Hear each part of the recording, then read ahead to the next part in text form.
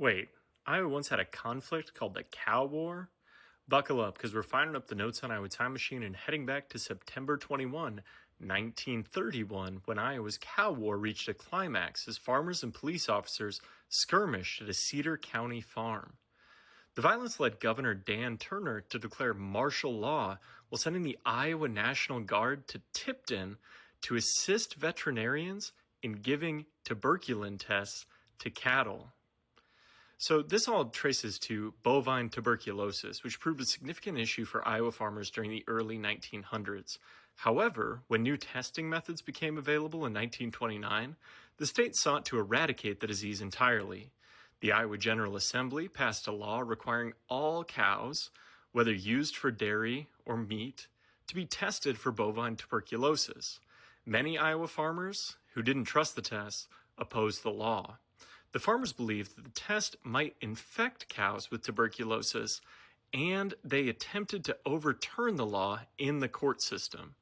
When the Iowa Supreme Court determined the law constitutional, a tense standoff ensued. Muscatine's KTNT radio station owner, Norman G. Baker, spread misinformation in southeastern Iowa about medical professionals, and Iowa politicians, farming magazines, and Iowa universities in response to the testing. Baker's words, paired with farmer resistance, led 1,000 farmers to travel from Tipton to the Iowa state capitol in Des Moines to demand that the Iowa legislature make the tests optional. After the legislature refused to do so, the farmers decided to act on their own. This really led to a tense moment when on March 9th, 1931, over 500 people protested south of Tipton at a farm owned by E.C. Mitchell. Iowa veterinarians and 20 police officers arrived at farmer William C. Butterbrot's farm northeast of Tipton to test his cows for tuberculosis. Almost 1,000 protesters traveled to Butterbrot's farm to block tests from being performed, although no acts of violence occurred.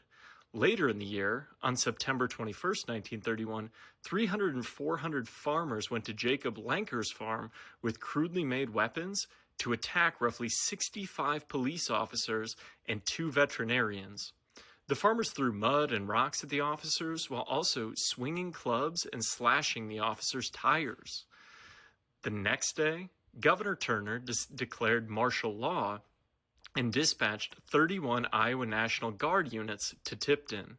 Soldiers and veterinarians traveled throughout Cedar County, testing cows for tuberculosis. The National Guard operated